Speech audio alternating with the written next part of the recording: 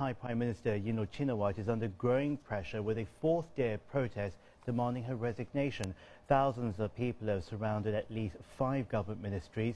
Yingluck now faces a no-confidence motion in Parliament. She is expected to come through that vote because her party controls the House of Representatives.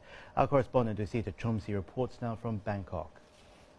Thailand's political battles, dormant for years, are raging once again.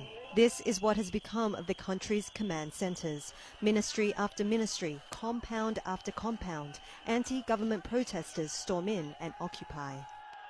This is the biggest anti-government movement in years, but it's a protest movement armed with plastic clappers and whistles, which has been able to mount what comes close to an uprising against the government. Have gone out not to support the Democrat, but to show their anger and discontentment with the corruption that is going on in Thailand, unabated and unsolved by this government. The government of Prime Minister Yingluck Shinawatra has been watching silently, but has extended the use of the Internal Security Act to cover the entire capital. An act that allows authorities to impose curfews, operate checkpoints, restrict movements of protesters and act fast if rallies get out of hand. That did little to curb the situation.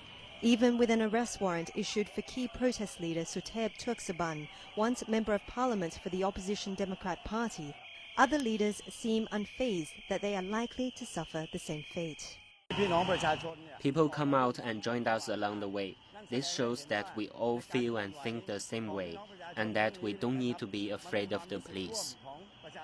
In any other country, scenes like this, where protesters march to government compounds and occupying them, seem unimaginable. But yet this is the latest episode in Thailand's long-running political battle. However, with many ministries now occupied by anti-government protesters, many fear that Thailand will soon become ungovernable.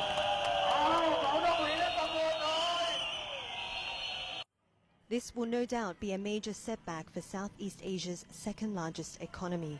For now, anti-government protesters are standing their ground until they reach their ultimate goal of uprooting what they call the regime of Thaksin, a controversial figure that continues to sharply divide the nation despite being in self-imposed exile. How this will end is anybody's guess, and as unrest spreads to other provinces, the chances of all sides stepping back from Thailand's familiar political abyss becomes increasingly unlikely. Dusita Chomsi, CCTV, Bangkok.